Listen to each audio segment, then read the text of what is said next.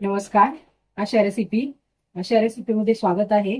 आज मी बनवणार आहे मठ्ठा.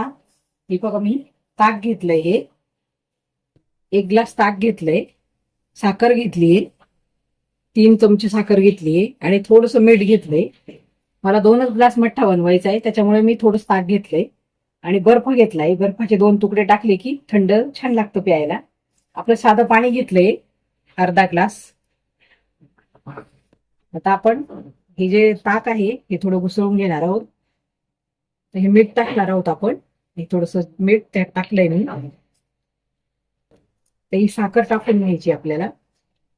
साखर आपल्याला कसं पाहिजे, जास्त गोड पाहिजे की थोडं बऱ्यापैकी पाहिजे, त्याप्रमाणे आपण साखर टाकून घ्यायची आहे. ही जी साखर आहे ही थोडीशी ठेवली कारण की जास्त गोड होईल. तर हे पाणी आपण साधं पाणी घेतलंय, थोडंसं ओतून घेणार आहोत. तर त्याच्यामध्ये आपण बर्फ टाकून घ्यायचा आहे. हे बघ, आपण बर्फाचे 2 तुकडे टाकून घेतले. आता साधं पाणी पण थोडंसं टाकलंय आपण अर्धा 1 ग्लास, कारण मठ्ठा जास्त घट्ट नसतो. हे बघा, आपण रवीने घोटून घेऊया असं, म्हणजे आपला बर्फही वितळेल, साखरही वितळेल. थोडंसं चिमूटभर मीठ टाकलंय, तेही त्यात मिक्स होईल, म्हणून रवीने मी असं घोटून घेते.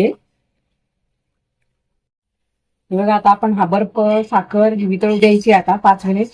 असं 5 मिनिट थोड्या वेळा असं हलवत राहायचंय, म्हणजे साखर, मीठ आणि आपण जो बर्फ टाकलाय तो छान त्याच्यामध्ये विरघळेल आणि चव खूप सुंदर लागते अशा मठ्ठ्याची. आता उन्हाळा दिवस आहे, असं थंड पेत राहायचं, पोटाला चांगलं असतं.